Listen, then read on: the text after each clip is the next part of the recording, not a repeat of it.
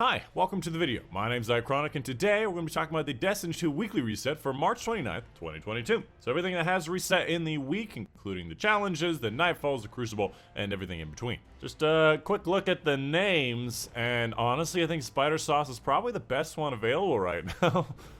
What the hell is a gumshoe? Oh my god.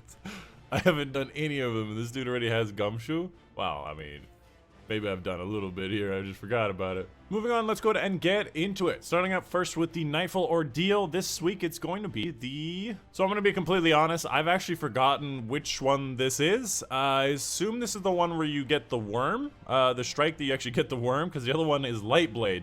And I have no idea where 100k is. My assumption is that Legend is probably going to be where you need for 100k. And on Like GG, it says the unique is Silicon Aroma, but it also says Fallen Saber. So please let me know in the comments down below what the Nightfall unique is, if it actually is that. The rotating Vanguard burn is going to be Solar Singe. The random Crucible playlist is going to be Momentum Control. This one's really nice for getting certain bounties and quests done. The Vault of Glass Raid Challenge is going to be the only Oracle for you, taking place in the second major encounter, and in this encounter, not allowed to shoot the same Oracle location twice, so you just have a rotation of people around the different Oracles. The Valve Disciple Raid Challenge is going to be base information, and I have no idea what this is. I assume it's going to be on the encounter after the one from last time, which is probably going to be the second encounter. Up next, let's take a look at the different seasonal challenges, reading off through them so you just have an idea of what's going on. First one is going to be the Psyops Battleground on the Cosmodrome on Legend difficulty. Defeating light hoarders in the Psyops Cosmodrome. Masterworking any piece of armor. This is not retroactive. Stunning a lot of champions. That's a triple XP plus. God damn. I don't think you can get higher than plus, can you? And the last one is going to be acquiring the Done and Dusted ornament for the Reckless Endangerment. I assume because there's a Crucible symbol, that's going to be the Crucible version. And again, that is a triple XP plus. Up next, let's take a look at the Eververse Inventory, showing off the different Bright Dust options. First and foremost, we have the Winning Streak, which is a sparrow that looks like, wow, that's actually kind of cool. Looks like this, it has a very nice, like, almost taken like a little beam at the back. Wow, do you see that? Like, that's actually kind of cool. It looks like it's like a reflection, a little jet like reflecting the engine. That's so weird. I don't even know where this comes from, but that's so cool. After that, we have the Saints Invocation, which is Saint Ship from Season of the Dawn.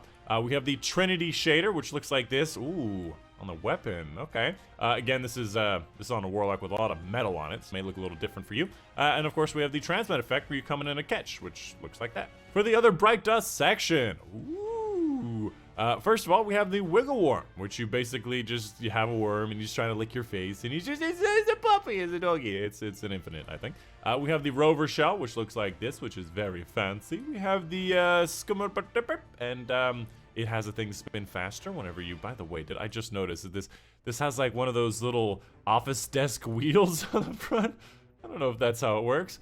We have another Saint's Vocation. It's not Invocation. This is going to be a different one and a completely different season. We have the boots for whatever class you're currently on. I'm currently on my Warlock, so I see the Warlock version. We have an ornament for the Lament to make it look very boned out, if you want to see that. We have a Ghost Projection. We have some Transmit effects, which are probably pretty straightforward.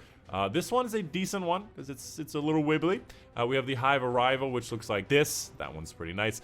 We have the Royal Treatment, which is another new shader, which seemingly has gold, or maybe the Scatlock just has default gold, so maybe that's not true. Well, actually, it does have some gold in here where it's not normally.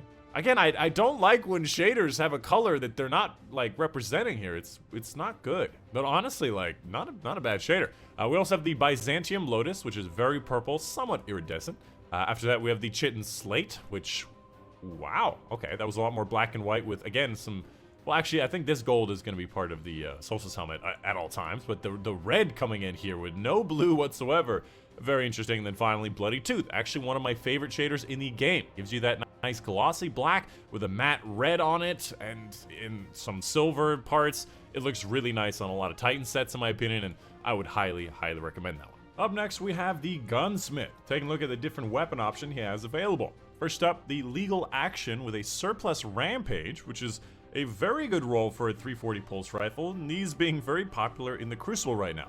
It also has stuff like flare, tack, does not seem to have otherwise good stats, but 3 and 4 are very good perks for this particular kind of weapon. Although, technically, the stats on this are not the same as the Messenger, and the Messenger is objectively better. After that, we have the Syncopation, one of the new weapons, with Frenzy Steady Hands, Frenzy being a very good perk on it, has range capabilities, has flared, Arrowhead, I guess, is okay, and Fluted Barrel could be better, but a pretty good roll of this particular version. We have the Vision, which is full auto elemental capacitor. I'm pretty sure this can have kill clip and a number of other bonuses like range stuff here that I would prefer to have.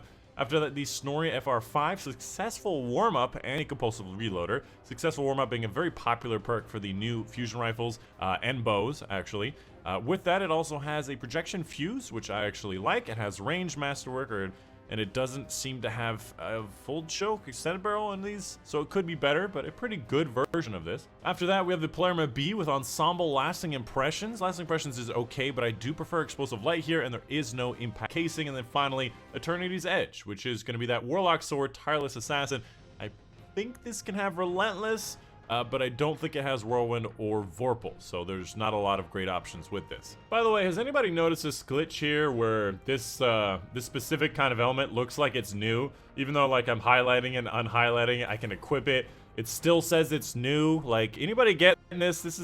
It's very annoying. I don't like it. And of course, if you have not seen it already, I do live stream after these videos as well as all the times on screen right now, which is often open lobbies for raids, for nightfalls, for season stuff, and all that whatnot, as long as you understand that we have absolutely no fun on these live streams. So keep that in mind, and welcome to the live stream. And of course, a big thank you to my patrons on Patreon. Specifically, big thank you to Mom and Dad, Kristen Thompson, Kellyanne, Ostruck, Jacob Berg, Monday, Stu Bachman, Student Panther, and Casey Reagan for their support on Patreon. And that's it. Hope you guys did enjoy. My name's Dychronic, and I'll see you guys on the next one.